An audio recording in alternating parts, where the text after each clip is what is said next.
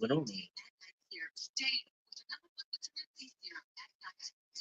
Hold on, let me say, hell no. You said what?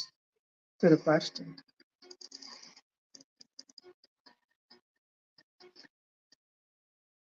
To the question.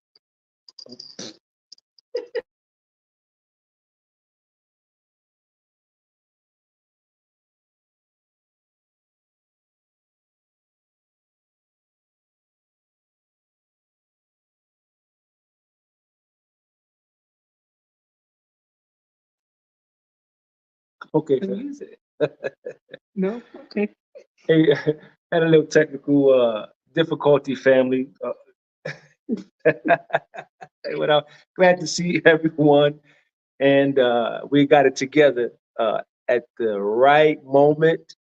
Greetings to each and every one of you. Thank you so very much for, as always, taking a time out to spend with us as we share with you our thoughts based on our experience being here in Nairobi, Kenya, this beautiful continent that we've been told is called Africa. And we'll go with that for now. And we're grateful. We're very grateful. So before we do some, well, let's do the acknowledge. We got to acknowledge, of course, we must acknowledge you, the viewers, and our wonderful, beautiful subscribers, and of course, our members. And we, we must acknowledge those agents and agent provocateurs and implants and all of those persons who are not well meaning and not wanting the union of blackness. Well, Natasha said it's too early for all that. No, and never, never, never, ever. We got Brother Andre on today. We out here. Beautiful, beautiful. Who else? Kenneth, Brother Kenneth, always in the place to be. Good to see you, brother. Brother David, Brother David, and King Pa. King Pa? Pujambo. King Pa. Poa. And Brother One Day. Or did we discover if a One Day was a male or female? We don't know. A One Day. We don't know.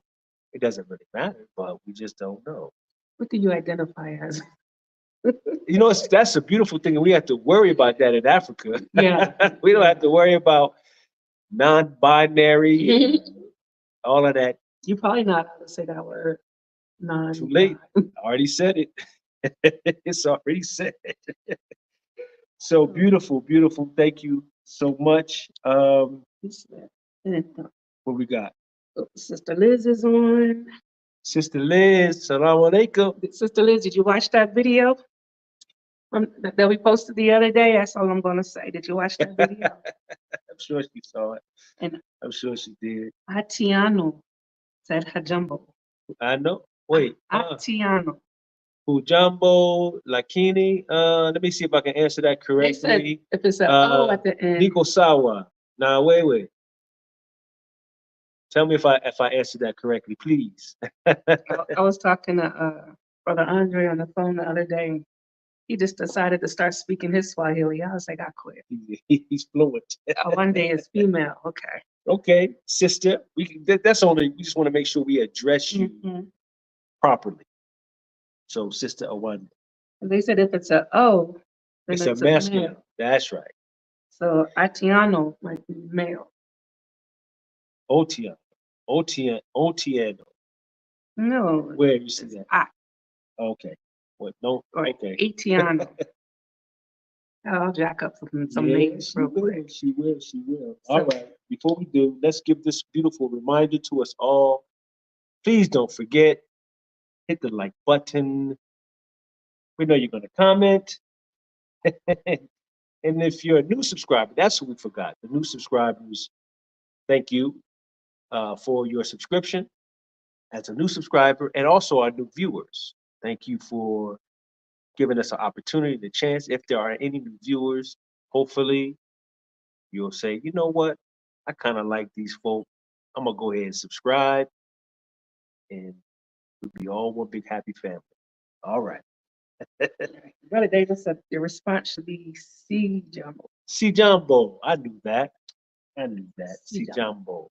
C Jumbo. Ah, thank you, Brother David, for that correction. So forgive me for my low energy. You gotta get her up, get her up, Yeah, get her up. She had low energy last week. I've been Come on, come fighting on, it. come on. It's a hard thing working with our people, y'all. And we can be our own spirit killers. Let's not go. We're gonna go there. We can be our own spirit killers. So the But let's go. question is, you know, that's right on point because yeah, We're not ready for it yet. but we ain't ready for it yet. We, But just forgive my energy because I'm going through some emotional trauma. all right. So, of course, we have to let you know.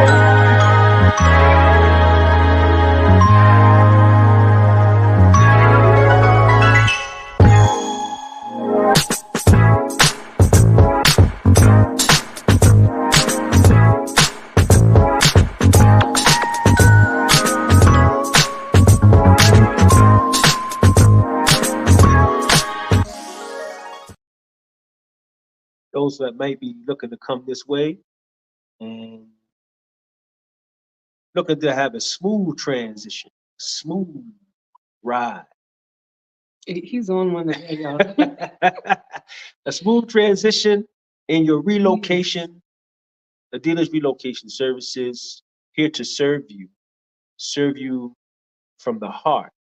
That's straight up. Serve you from the heart, making certain and making for sure that your landing is very soft and that a foundation is built very strongly so that you can have a great experience living here for however long you decide to live here, this beautiful country, Kenya, and attached to a community that is developing and that's been here, but it's like Voltron bringing all the forces together, God willing. So, the Dealers Relocation Services.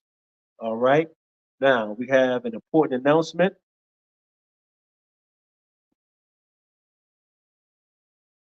And I'm looking too, like, what's the announcement? well, because you're gonna talk about it. Oh, okay. All right. Oh wait, let me get this off of here. All right. So now, August 25th. Okay. All right. Go ahead, go ahead and Oh, break it down. that's the announcement. All right. That's part of it. That's leading into. Yes, yes. Okay, so August 25th is our next big event. You guys already know it. We've been talking about it, but we finally got everything, not everything, but we finally got the venue finalized. And this one is going to be amazing. It's at a five-star hotel. Yo, this hotel is awesome. It's crazy. This hotel is amazing. It's amazing. Can you put the name up or no? I can, but go ahead. So it's at a five-star hotel and it overlooks the national park. So for those, we have group rates for those that are going to be staying there for the weekend. You just have to inbox me and I can plug you into those. Or how is she doing it? You email it, whatever, just inbox me and I'll get the connected for you for the group rates for the hotel. But it's going to be amazing. And with that, as you guys know, we try to do a whole experience for that weekend. So we have a couple things planned. One, we're trying to do a safari at the national park. I think Monday morning after the event. We also wanted to add a community service component this time. So let me show it. Let's show.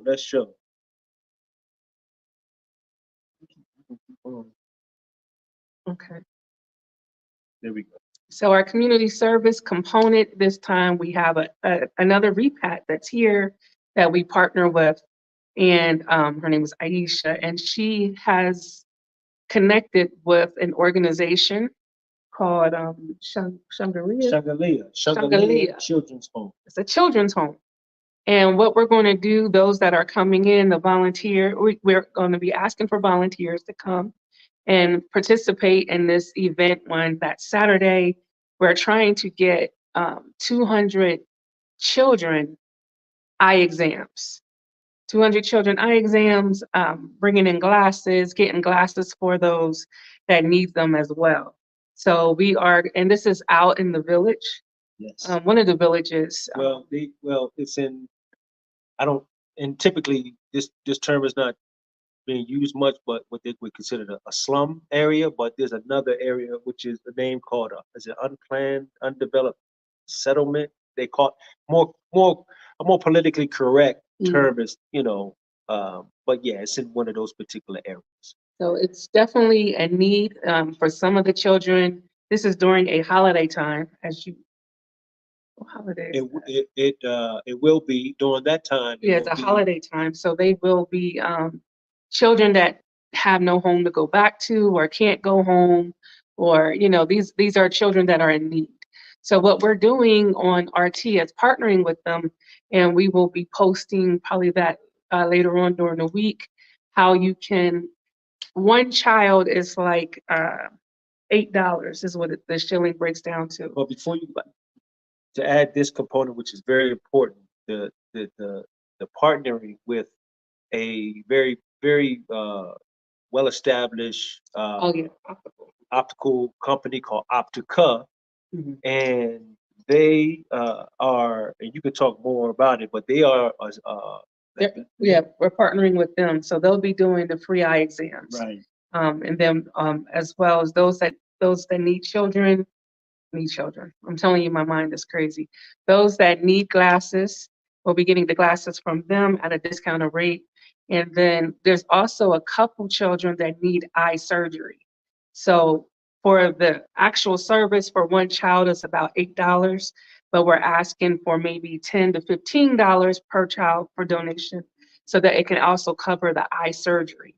And I think if you see on the flyer, and we'll post it again, for those that have Mpesa, World Remit, Remitly that can send money directly to her. I think her Mpesa is up there. It's up there. It's up there. Let me broaden it out. I don't know if it broadens out for you guys, but just in case you can see it, and you'll see the information.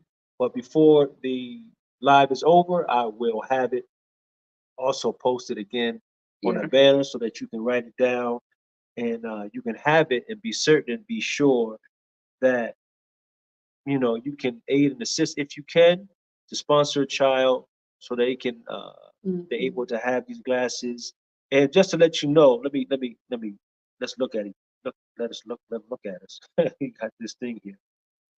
Just to let you guys know, these children, um, they're hold on. Oh, okay. So These children, they're not orphaned. However, they come from backgrounds where their home environment, uh, not really safe home environment or something of that magnitude. And so these children are in this particular children's home, and they are of great need. You understand? And they are of great need, and this is one of the needs there. They don't have that opportunity to be able to um, get the eyes. You know how I go with children. You got to take care of making sure they get the eyes checked, the teeth, the ear, all of that stuff there. But they don't have that type. So this program is a beautiful program because it, of course, facilitates these youth and these children through academics and even social components. But there's that health component that's necessary that requires money. It requires money, and so we are looking as my wife was saying, and partnering with Shangri-La a program along with Optica that was so beautiful for them to lend themselves to give these free exams, eye exams. But they got to, if they need glasses, they're gonna need glasses. So about 1,300 Kenya shillings, which is up what in USD? about $8 or $9. About $8 or $9. But if you could up it a little bit, because there is, I don't know how many, but There's individuals a who couple of them that need surgery. actually eye surgery. So the eye exam not going to do them any good. You get glasses, they're not going to really be effective. They actually need to go the extra mile. Mhm. So this is definitely right up our alley. and we have so many beautiful expats who are hand involved in this and with leading, Aisha being one of them. I don't know if we should, she might not want to say her name, but then there's others who they're like, look, they're behind the scenes, but they are a strong force behind the scenes as well that is involved. And that's just the beauty of the community Right. that's here that we're part of. And we have people flying over for the event, a lot of people moving in August to Kenya. So those that are coming over, that's flying over for the event, if we also had an idea where if you can bring old glasses, like old glasses that for children. Right. They even said reading glasses, reading glasses at a grocery store is like $2 in the States, or it used to be before we left. So, but if you can bring reading glasses or children reading glasses over with you when you come, 10, 15, 20 pairs or whatever, it'll be a blessing to some children over here. Certainly. So we are partnering up. We're going to have the community service component that weekend. And then we're also going to do a meetup at a game. What do you call this place? This place is off the chain, man. It's a nice spot. Yeah, it's a real this nice. place is huge. I can't even remember the name of it, but we're going to have a meetup there for all those that are participating that weekend. And at the meetup, they got karaoke, game boards. When I learned how to play dominoes 2 weeks ago while we were there. For the first time. Don't take our black card. We just started. Do dominoes. We're gonna play cards. Taboo, but it's a great area, a great place to just network and build and meet each other. And those that are here, you can actually just come out and mingle like it's family. It's family. And then the big event is going to be on Sunday, all white affair. Of course, before it starts, we're going to have the integration portion of it where you can go and meet with the immigration, meet with the banking, the finance. We might be having someone coming in talking about investing in the country. So we're still working on those that component, but that'll be before 4 o'clock when we have the all white affair. And that's going to be celebrating Black excellence here in Kenya. And when we say that, we mean those that are repats that are here that have businesses that maybe we don't even know about, or you don't even know about, services that we can utilize, people that have come and had some accomplishments. We want to celebrate us actually making this transition, this exodus to Kenya on the 25th of August. And we're inviting Kenyans, repats, everyone. It's a celebration. So we want everyone to come and, just enjoy the weekend. Just enjoy the weekend. That's for sure. That is for sure. So with that, I think that's pretty much it for, the technical, Well, for that event, but we do the recap of the week. Yeah, what's going down? What's the recap? Well, I mean, we posted.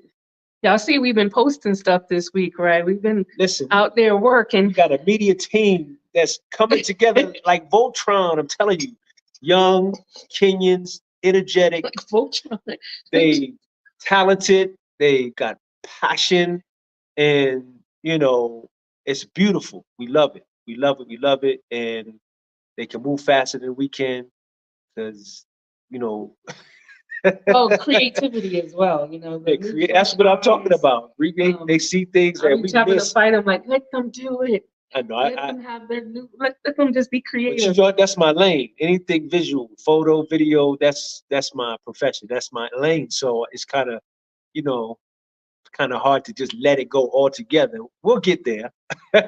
We'll get there. You gotta trust the Gen Z. Yeah, I'm trusting them. You gotta let them do the. Anywho, that's what we be dealing with during the week. So we've been posting, we've been creating. This week has been real cold and rainy, so I've been under the covers binging on my little TV. Lord have mercy. I mean, binging. I'm almost done. I got 4 more episodes of this one thing. So I guess let's go ahead. Yeah, Natasha, I'm waiting. I said that earlier. I said I can't wait till my friends come. They coming. All right. So look, here's the question: Should all in caps.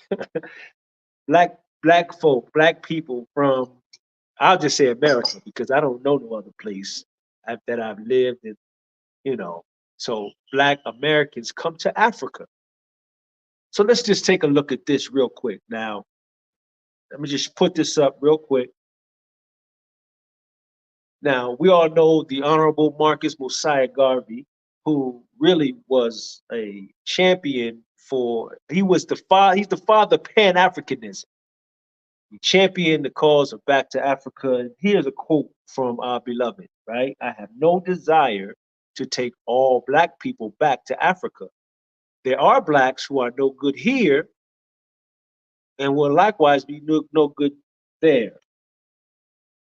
And I had never I had never known much about that, until I began to do a little due diligence in educating and, myself, becoming a little more informed about things. And, coming to Africa, will bring a lot of stuff out of you, really, truthfully.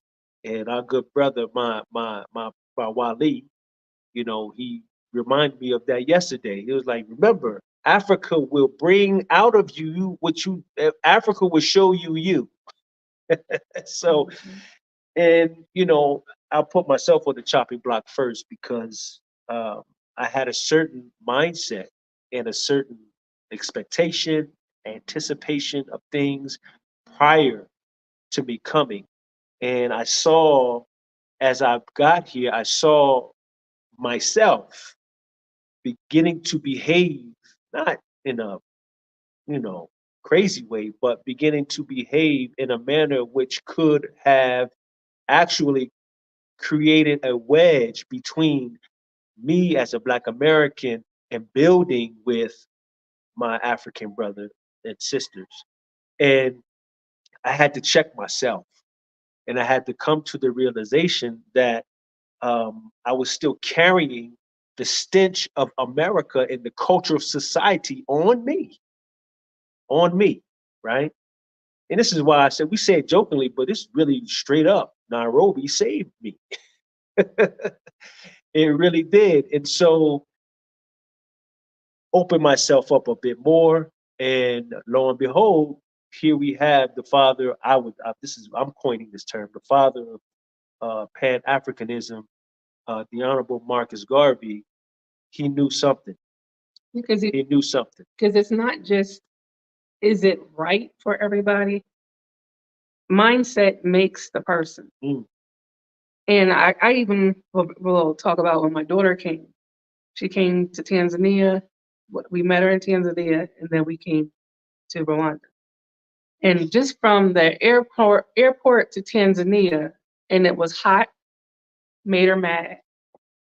It didn't have air conditioning in the hotel because who does that on the beach? Made her mad because the food tastes differently. The food was what, Mediterranean, or what's the I word? don't even know. I mean, I was cool with it. But they had some chicken wings and wasn't like the chicken wings at home. That pissed her off. Made her mad.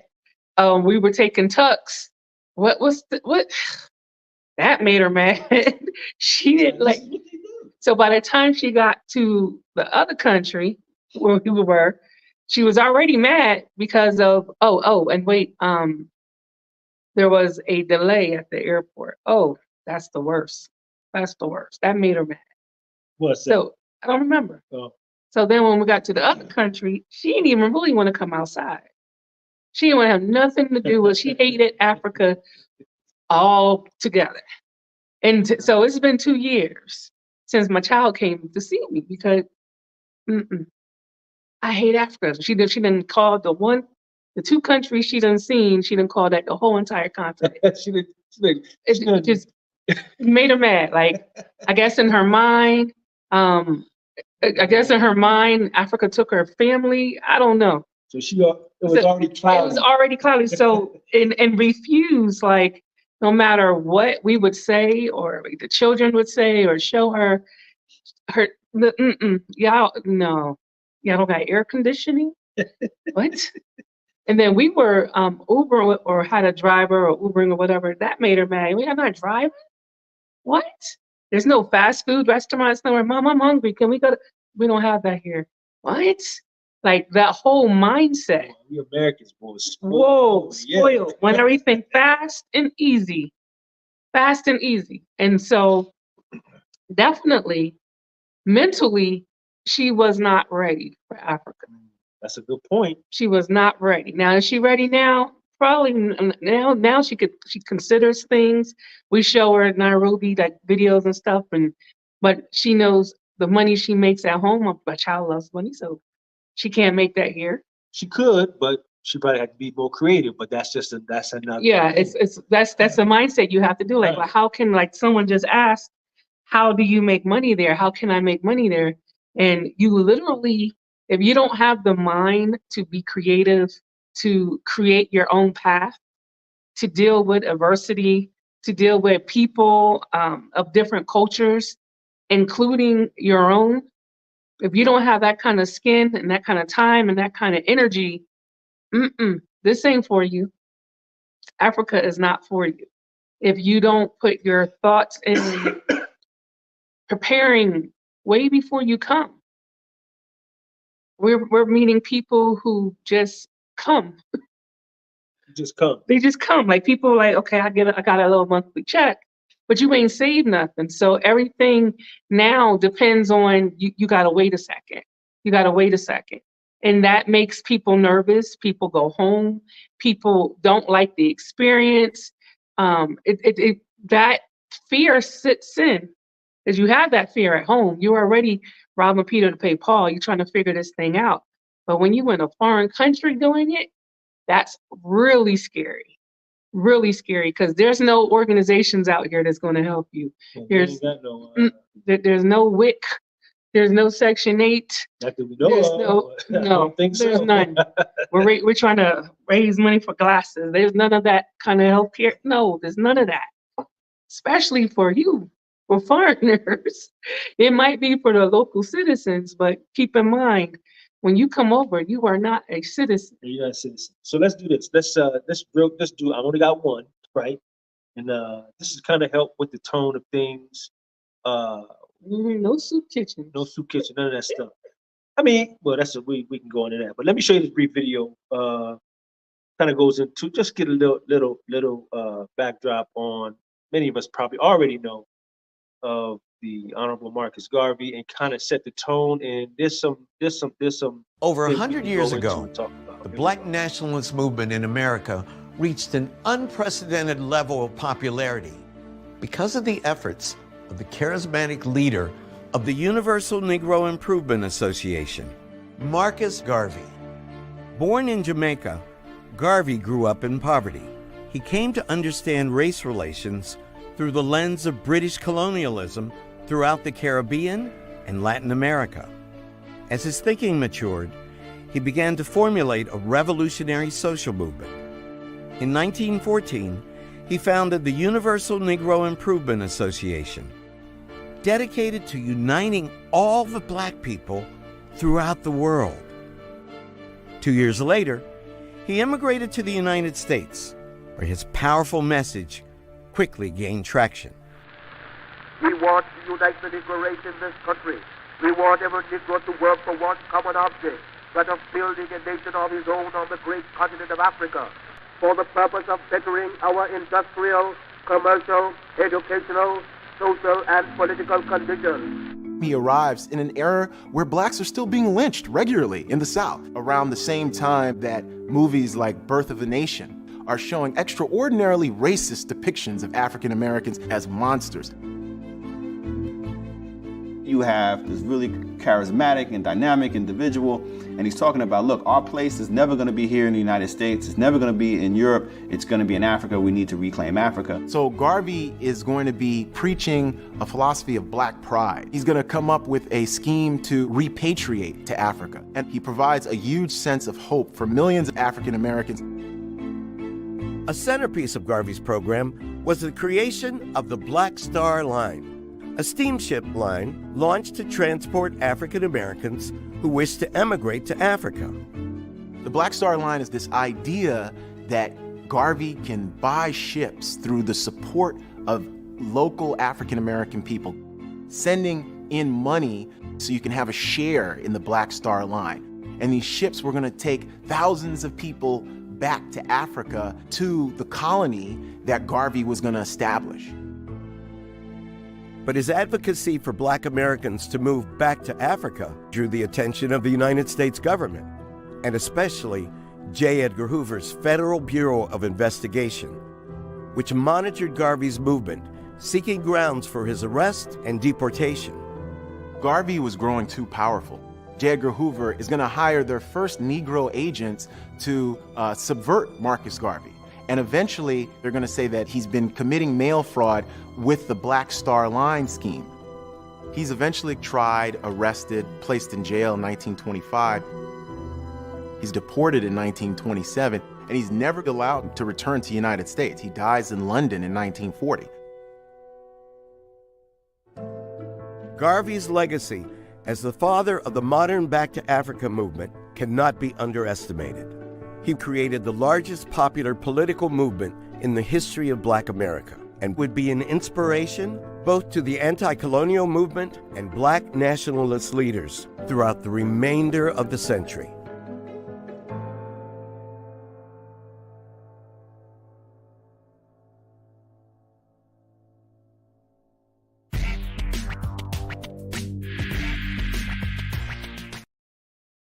Okay, so many of you probably are very much aware of most of the information. Not sure about my Wakenya family, that may not be, but there's some key points in there that, in summary, but there were some very key points because if you take into consideration, right, this whole idea, you're thinking you just like 1914, 19 to 1920, 1927. And as it was mentioned, this is the height of, you know, anti-Black of anything, you know. And here you have this individual who's strong. And I've heard some speeches of Marcus Garvey, and he was fire, and he gets you lit. And so he was very brilliant. And so you have this ideology, this philosophy, this concept, whatever, and say, you know what, bunk y'all. We good. You don't want us here, cool. But we want to take all of us as Black people back to Africa, okay? And that was major during that time. And I think if I could be incorrect, someone correct me if I'm wrong, but I think the following was like 5 million Black people that were following it, that was a part of the Garveyite movement, the Back to Africa movement. And so Black Star Line, everything was lined up, and it was from the muscle, supposed to be from the muscle. Black people, we come together, we can do. This is what he would preach. Listen, we can do this. We have it. He was saying, "Oh, look, I got everything that the white man got. I can do anything that he could do.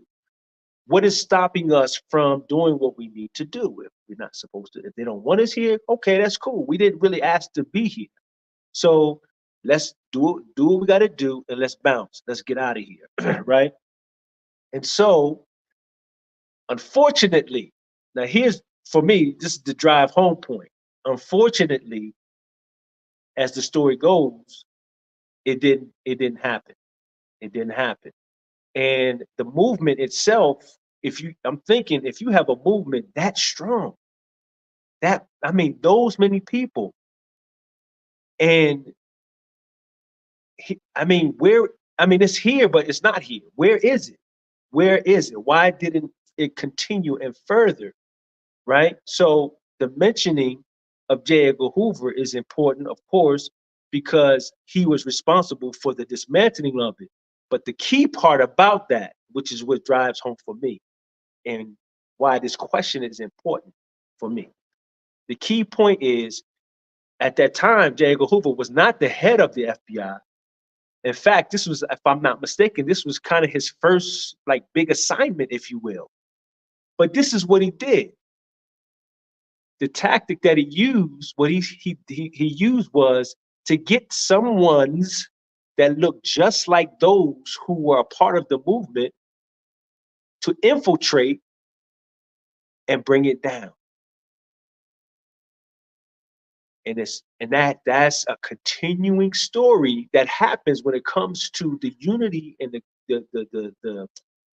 Our Black leaders our in Bla- general. exactly. Always someone willing to take that chicken and that biscuit and accept that entry from the back door and be cool with that, and everything else and everything in our efforts, it dies out. And so it never happened. It never occurred. It never happened. And he was, of course, the story. He was deported. He was brought up on. He was in prison, brought up on these trumped up charges in prison, and all of that good stuff. And the reality of it never came to be. But even with that, if he did start to, if it did happen, and he was able to get that working, and half of us wouldn't go. Half of us would still say, I'd rather be over here and die for the land that my ancestors died for. That's the mindset of some of us for some reason. Others will say, because of everything that we were taught about Africa, I don't want to go back to a savage life. So half of us wouldn't even come. But that's interesting you say that, because even at that time, even during that time, see, the big fight in the debate at that time was Marcus Garvey's ideology, philosophy versus W.E.B. Du Bois. And you had individuals with that same mindset, thinking in that way. Like, no, what? No, I'm trying to come up the ladder, and I can do it by way of education, and I'll be good. I'll be all the better in that way. So you did have that, and that still exists, and it still lingers to this very day. And in some instances, it occurs in a different light, where you have, and this is no shot. I'm gonna say it, but this is no shot at them. But you do have the foundational Black American family, who their whole thing is, no, we good. We don't need Africa. Well, they don't even want to have a connection. Right. They don't even acknowledge. That's my point. They don't want to have that. And this is, and if anyone out there, if we're in error, give correction, please, because this is coming from a good place and a good space. But from the understanding, Leon Siege. no, is this Tariq Nasheed? No, Leon Siege. I think he's one of the FBI. Oh, the brother. No, he'll probably be on. Probably be on here. And then you have also the ADOS, American Descendants of Slavery, who kind of shared that in the sense, but theirs is from a perspective of let's be identified without having to be included with any other ethnic group that shares the same skin tone, any Africans, any, Afro-Caribbean. They're going to be their own separate. Right, as Black people, right? I dig that, though. I dig that. So you have these elements, these groups, these individuals that's like, no, that's not the move. Africa is not the place, and we don't need to identify with Africa. And so you do have, you still, to this very day, you still have that. So with the Back to Africa, I see you shaking your head. You must have seen. I'm reading. Go ahead and say what you need to say. No, I was reading what he said. What he said. Abraham Lincoln wanted all Black people to leave America, which he expressed this in a speech in 1862. He said there will never be equality for Black people in America. And that's a good comment that you post, because many people may or may not know that Mr. Garvey's going back to Africa is not new. It's not a new concept. And that around that very same time, you had different societies. You had the American Colonization Society, which was the leading force trying to get, and this was white owned, the American Colonization Society trying to get Black people back to Africa. Trying to get back to Africa, long and short of it, You had a gentleman named Paul Cuff. He was a free man. He's black. He had wealthy money. So from the song through the Free African Society by Richard Allen, who y'all know Richard Allen. Richard Allen established the first African Methodist church, the first black domination, which was the African Methodist Episcopal Church, right? Because he was like, okay, I'm not sitting on no balcony. We say we serve the same God. How you gonna put me on the balcony? I can't come down here and shoulder to shoulder and worship God with you. We say, nah, forget that. We start our own. And so he and Absalom Jones, that's what they did. And they also established the Free African Society. And so the American Colonization Society, white controlled, white operated, their motive was, okay, let's get them back to Africa, free from, they're free, or those emancipated slaves. That way we ain't got to worry about them. Get them back to Africa. And let's get with Paul Cuff. He went to the Free African Society, got some families to go back. And initially it was Sierra Leone, and then eventually it was in Liberia. So why am I saying this? I'm saying this because I'm leading to a point. Because something happened when we got to Liberia. And many of us already know the history, right? A perfect colony being established, right? For we as Black people to be able to transition from America to Africa. Great said. I will in a second. Let me finish this quick point, and I'm gonna shut up because y'all always say I talk too much. But this is important. This is important. Anyway, real quick. So when we got to Liberia, guess what we did?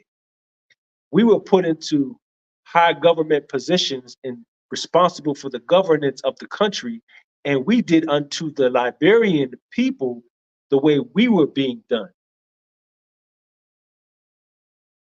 And so the Liberian people were not having it. They was like, we can't, no, we're indigenous to this area. So how do we, and there were certain rights that they didn't even have. So as you were saying, the mindset, the mentality, what is the mentality that we have or need to have or should have if in fact we are looking to come to Africa? Far too, and I'm gonna start with myself as I did in the beginning. I had a certain mentality, didn't even realize it. I had a certain mindset that wasn't good for building relationship with my African brothers and sisters. And then when I was able to identify it, I began to see it in others. I began to see it in others of us, and it's not good. It's not a good look. Yeah, Africa becomes a mirror for you. It does. Now, keep in mind, whether you want to claim it or not, you're going to, if you're Black, you're going to find this in your DNA. And so a lot of things that will annoy you here is because it's in you. It's there. It's in you. So we have this thing where we want to be, we think everything should be on a time frame. Everything should happen when it's supposed to happen, right? And when you need to make it happen. At the time that you say it's going to happen, that's when it needs to happen. And so it don't happen like that over here. And for a lot of us, it it breaks down trust. It breaks down relationships. It breaks down business. It destroys us. But that's what we were taught over there. Over here, they don't operate like that. So that alone creates it's a totally different mindset. And if you're not able to bend, you're not able to grow. You don't have to say change, because for me, I feel like, you still can do your business that way, but when you're dealing with different people and different culture, you have to be willing to bend and learn. So if you don't have that kind of mindset, I don't want to say just Africa, but most countries outside of the US and outside of maybe Europe, you ain't ready for it, because you're dealing with a totally different way of life. Totally different culture, society. Yeah, and you're just not going to be ready for it. I wanted to read what So let me, Sister Kathy, wa alaikum salam, and thank you for this is us, sis. 196 million, 140,000 square miles. That's our lot. Thank you, sis. And you went, brother, Igbo. I saw you talking about with the FBA. This one here? Yeah. It's bait and switch to anti-black immigration. There's a few that commented with regards to the FBA. And again, you know what I'm saying? We all family. All family don't see things the same, and we'll get it together by willingly or by force. It's going to happen. But nonetheless, with the FBA, my question becomes, I mean, okay, I get it, foundational, I get that.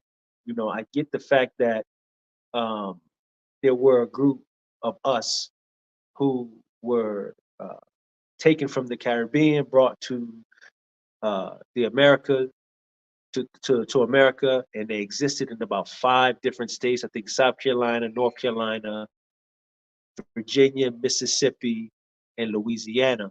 And the strength of them was such that they ran the particular Spaniard who brought them there, put them in flight, and they were able to build a society of such, and that's good. That's a beautiful thing. But what I don't get is, what does that have to do with our connection, heritage-wise, lineage-wise, to us in Africa? You can't deny the fact. It's undeniable that we are connected historically, to Africa. So I don't see where there will be a opposing position for any of us or anyone looking to come back this way for whatever their reasoning might be. So that would be my take on things. Thank you, Brother Yusuf. Wow, I get that little commercial break in real quick. Thank you. Thank you. I don't know why, but thank you. The thing that confuses me, though, when you have these different organizations, the FBA, the ADOS, and whatever other new groups there is, why do we get mad? Because some of us choose to want to go back. For us, maybe it's home. Maybe knowing where our ancestors come from and where we were stolen from, maybe that's home to us in our mind. Maybe. Doesn't mean that, okay, because I've heard the argument where there are people who are like, why would you want to go back where the people sold you into slavery from? So my thought is, well, why do you want to stay where they're killing you? And they still have slavery going on, and mental slavery, and prison, all kinds of different slaveries and racisms. And I don't understand your argument, because why would I want to stay in that and I don't have to? And but there's like a certain level of anger that comes out with some of these organizations, because we're find your peace, go find your freedom, go where you want to live. You have choices. We never was taught we had choices before. This is where you are. If y'all could have seen the small town I'm from, and the square miles of this small town, would probably, so like if you go up the street and make a left turn, that's it. Whatever. The town is done. You've seen the whole town. It's probably a town, one of the smallest towns in Georgia would be the small town that I'm originally from. And and most people that I went to school with, grew up with, even family members, they still live in that small town. It's like in their minds, this is where I was born, this is where I'm supposed to be, this is where I'm supposed to stay at. Him too, his family in a small city. Bigger than hers, though. Okay, well, it's darker than ours too. That's true, You can't too. even see the sun. It's Yeah. But why do they stay there? Like, no one ever taught you that you have choices. And if anything, they showed us that where we originally came from is the worst place you could possibly be. And it's like, mm-mm. Because now when you leave, just leave. I fell in love with the Dominican Republic. A lot of people, when they go to Jamaica, they fall in love with Jamaica. I didn't fall in love with Jamaica like that. Maybe because I kept getting contacts everywhere we went. But then they try to offer us a bag of It was She said, I got to get on a flight. Y'all want this? I'm like, yeah, this here. no, We just say, no. show them like, It's like, girl. Like they just walk around with it. Like, I did not fall in love with Jamaica like that. But the Dominican Republic, Italy, and who? Why would you want to fall in love with a Western yo, I ain't gonna front. I capital like Mazungus? Italy. I like Italy. Italy is freaking amazing, man. It's a certain level of peace, and I can't even explain how you feel in Italy or how we felt in Italy. Kathy said, I feel like I'm home when I'm in Jamaica. I didn't like Jamaica. It's crazy. Like we went once, and you know, maybe we never gave it a good shot. I mean, We you went can't- once and just never went back. You know, you can't really. I mean, some people can, but some people can't. You can't put it. You can't really in one.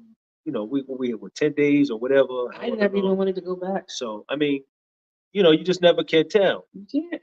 But the thing is just the fact that they're this is the thing right here. This is the shirt, which is to say that we have options. We went to Tuscany. Yeah, we went to Tuscany. Kathy is saying she wanted to go to Yeah, Tuscany. you love Tuscany. Yeah. We can, you know, Italy was amazing. it was beautiful. So should, I mean, and it's kind of rhetorical in a sense, the question, because who's to say, you know, who, Oh, Gareth said, what didn't you like Jamaica? We just read that he came from Jamaica. I don't know. It didn't have that. I didn't have no problem with Jamaica. I like Jamaica. I was cool. It Listen, didn't feel like home for me. It was like, it was rough, rugged, Because we raw. didn't- It was just too much for me. we should have went to Kingston. Then she would have no, she wouldn't have liked Kingston. No, I don't know. Man, there's so much out there. So many of our people, they've been moving to Mexico. I want to go to Mexico. For real. Like, and But going should and Black- living and thriving in Mexico. Well, should all black people come to Africa? Should they all come? No. Should all black people come to You don't Africa? even want everybody. You don't want all black people to come to Africa. So Like if they don't have So that what- proper mindset, they will come over here and destroy Africa. They will destroy it. And I'm not saying Black America. I'm just saying if they don't have a certain mindset, it'll destroy relationships that's been built. Mhm. It'll destroy how Black people here see us. It's no, and you can't. You really, really can't. Like a lot of us believe that it's our natural God-given right to carry a weapon, carry arms, and can't understand why we can't bring guns into the country. And we're like, because you're crazy. And the first thing you think is you're right, that somebody knocked on your door, you could shoot them. You know, that's the mindset we had come from in the States with this stand your ground. Oh, you feel uncomfortable, you can shoot them. it's a different, but it's a totally, yeah, brother Garvey. I put that quote up early on. So yeah, that's the premise upon which we are building on in this whole discussion here. You know, it's true, but it's a totally different society. It's a totally different where there is not really a need for, using your example, there's really no need. Listen, we saw we saw folk doing something that was criminal, and as we mentioned, the citizens arrest effect here is serious. Oh, the citizens. And they didn't have, Yeah. no, they don't listen, they didn't need no weapons. They dealt with this joker and they dealt with him for real. And so it's not that type of environment, it's not the type of society. And you know, really, well, that's a whole nother topic, but yeah. Yeah, but see, it's different. For instance, we're at a red light. I know I was laughing at Natasha. Don't post that. We were at a red light. Take that down. You give me engrams. We were at a red light, and first of all, anywhere you go in Africa, any red light you go to, or it's not even a light, just any stop you go to, you're gonna have your people coming to the door. And at home, you know, we would laugh like the Martin or what's the guy name? Lenny. He come and open his shirt up. That's good time. Good time, whatever. They all do it, and it be stuff hanging all down, and they got everything. She got a black sitcoms mixed up. When we first went to Tanzania, to Dar es Salaam, and the man came, he had what was it that he had? And I was I don't like, is know. he really carrying that? He had an aquarium. Yeah, that's right. They have. There's fish. I'm like, yo, bro, you. And balancing it, like, and I was like, wait a minute. You know, you gonna Like, drop the just- fish, and then here, which is so amazing, but they be on stilts in the middle of the street, acrobats doing flips from the sky, Pretty thorough. I like that. coming down. I'm like, we talking about Barnum and Bailey. Listen, they don't got nothing on these corner boys, acrobats, routines, and they're so polite. You be like, I don't have it. Okay, no worries. And they just keep it moving. Like, man, I'm telling you, they'll be out there doing a little dance. They ain't begging. They working for this money. You get a show at a red light. A show at a red light. Now, for some other people, that would annoy them and piss them off. Like if my daughter seen that, I could see her saying, "Oh my God, why are they coming over here with that?" She's so American. She'll be very upset. Like, are you serious? Why are you coming over here with this? It's a whole mindset. You gotta be ready Mindset. for it. Africa will blow your mind.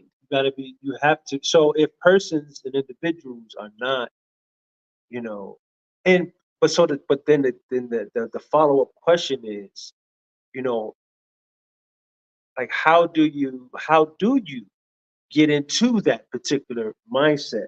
And how would you know that you need to get into that mindset if you have, like for us, look, we're students of the teachings of the most honorable Elijah Muhammad, blackness to the core, like straight up. And you would, for me, would think that, oh, I'm good. I come here, I'm solid. I'm all about it. But when I get here, you know, I'm like, wait, I have to, like I said, I had to check myself, right? But I would not have known that had I not come. And so, going back to what beloved Sister Natasha said in a comment previously, it was like maybe everyone should not come to live, but definitely come to visit, get the experience, let it get in you.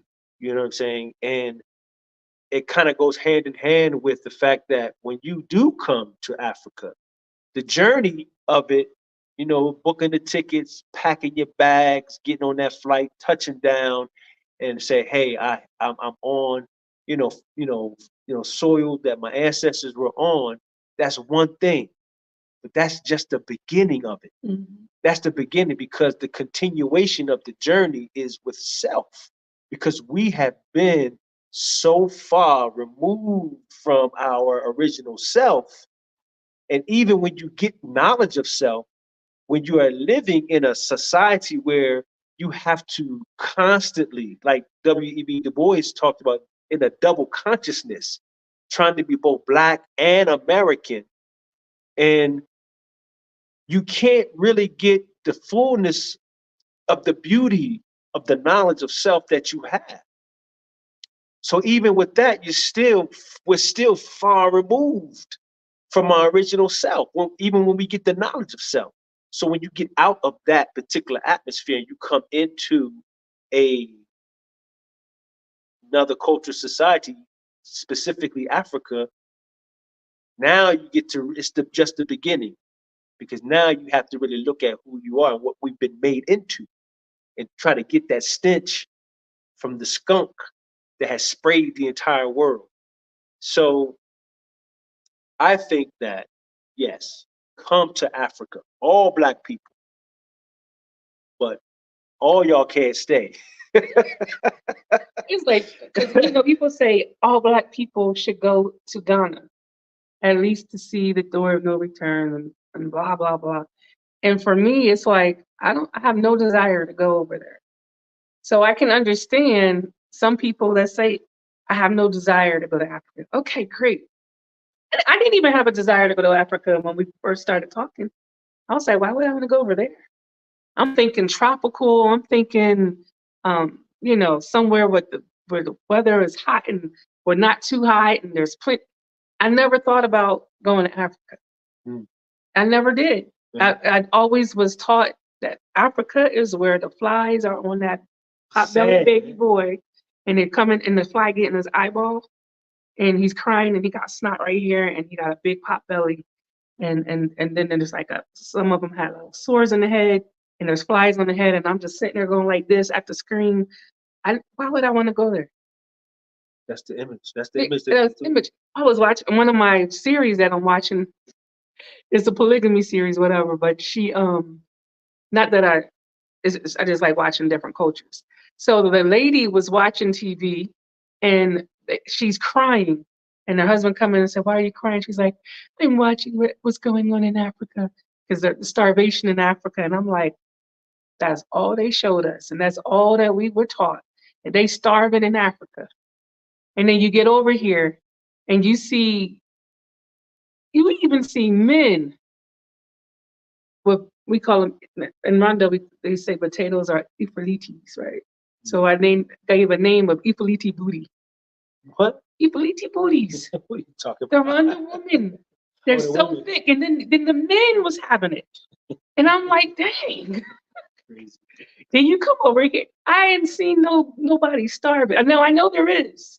Yeah. I know there is. Hence the fact that we are, trying to Like reach that, out. but this charity, there definitely is. Right. But to focus, make that be the focal point of a country. Look, They never do that to us. They never show you downtown Atlanta homeless downtown. when you're talking about Atlanta. You never see that. Go to Pine Street Yeah. in Atlanta. Yeah.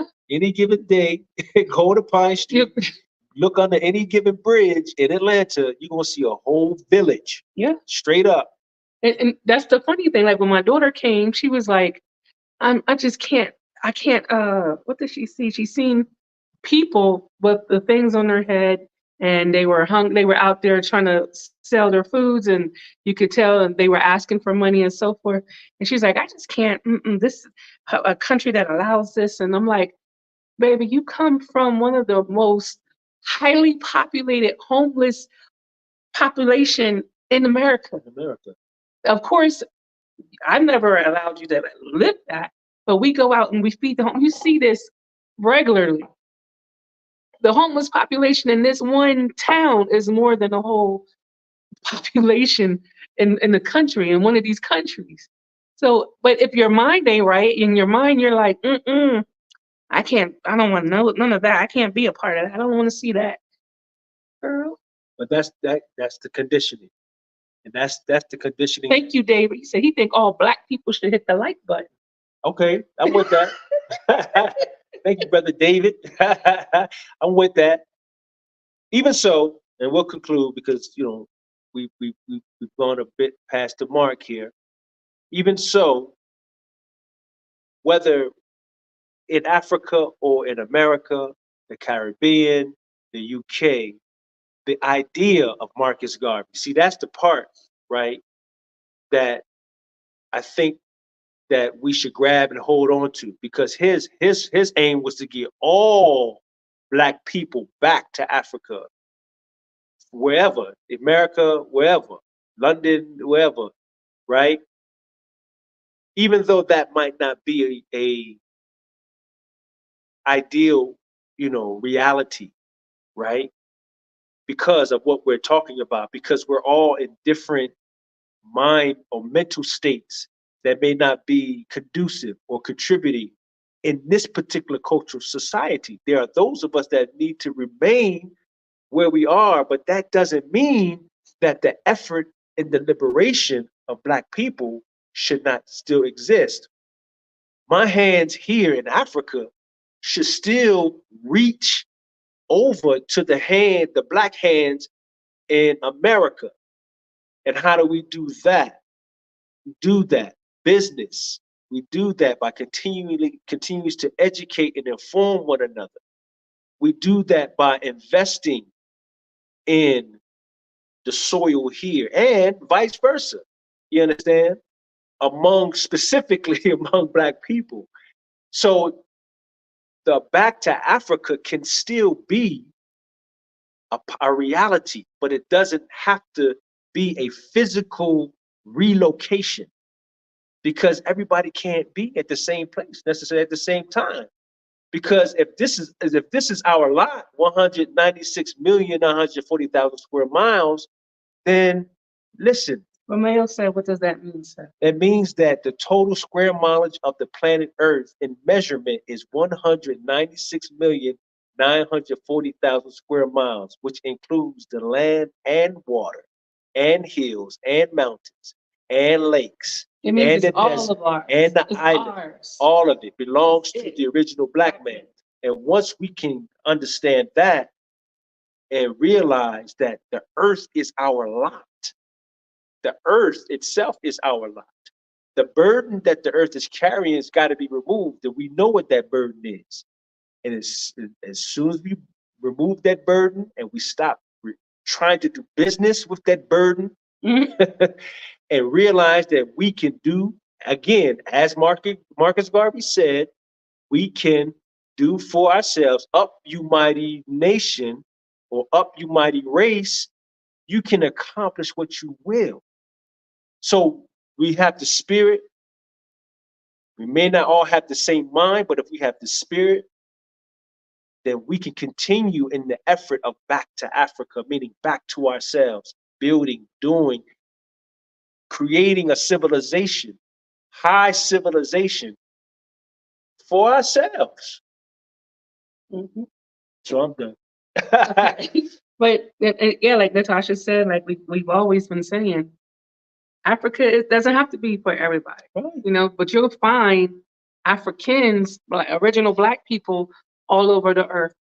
You'll find communities of Africans that you didn't even know was there in Mexico and the Belize and different countries, even in London, they got communities of Africans, Nigeria, all over the world. So no, you don't have to come to Africa. Please don't. Please don't. We're not even saying that this is our final resting place. We're saying you have choices and you should not step on somebody else's desire to go back where they're going to find their peace at, because you want to say you're this and you're that, and I'm going to stay right here. Well, you stay right there. That's as far as your livelihood will take you. That's as far as you're going to grow. That's as far as you're going to live. Someone else that chooses to go across that continent and find their peace, and even if it's not just looking for peace, you just want I'm at the point where I want the experience. There's so many things that happens during the week, and it feels like, man, I don't know if I'll be able to jump waterfalls anymore like I used to. Them days is over. No, don't say that. Those are over. I'm not jumping. No, you're too old for it. I'm not jumping in. I'm not doing that no more. I'm done. The last time we went ATV riding, I had to get off because my hand hurt. Like driving Miss Lady on the ATV. I did one. No, what was the go-karts? I did one loop on the go-karts. Let y'all keep going because my arms was hurting. I couldn't hold the thing no more. I'm like, listen, I'm just trying to get as much experience out of my life as I can. And wherever that leads me, I'm excited to go. But Africa is definitely home. I feel it for me in my spirit. I'm home. I'm home. When I think about going back to the States, my mom isn't there. I don't have nothing left there, but my child, she's there. She don't want to come. So it's like, the States does not feel like home. Most of my family is deceased. Your brother's there. My brother is there, but he was trying to come to Africa. Okay, that's right. So no. Listen, my mom's here. That's all I need. It's it. My mom is here. I'm good. You know, she's going to Bali, Thailand, Cambodia. I'm hopping in on one of these trips, Miss Natasha. Sister trip. And a few other countries. Yeah, wherever you're gonna be at in September, I'm trying to figure out how I can get there. Um, uh, that's to Africa. So listen, and this is we did a light message. It was it would have been a little heavier. This is good. This is good dialogue. This is good conversation. These are I believe that these are the type of discussions, that we need to have. Really, I'm not talking about up to, but just people as a diaspora, we need to really, really, because we come as a community. And I'm just going to touch it. I'm going to leave it alone. We get here and we cut up. We really do. We cut up.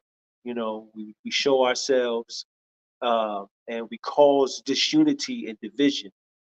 And we don't, and we will never. You can come to Africa all you want, right? You can come, and you can come, and you can be here.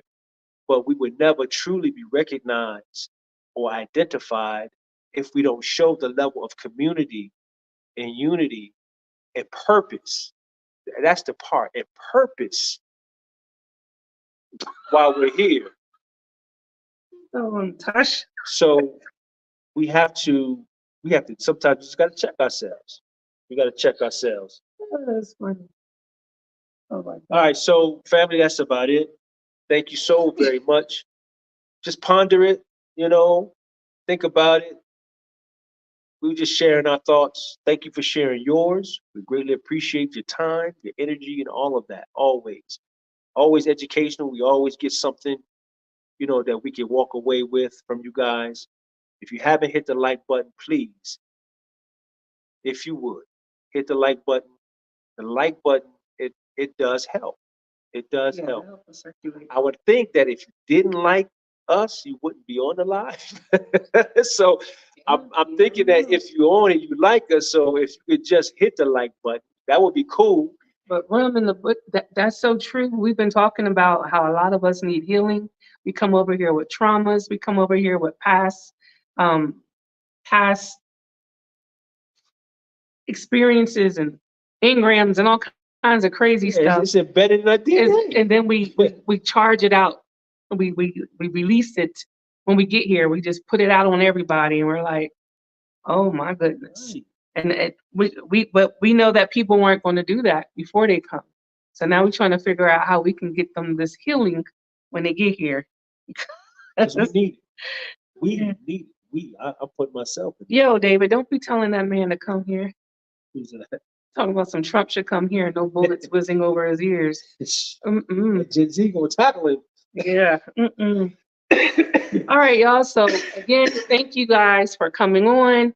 Anything that was sent to the thank you for doing that as well.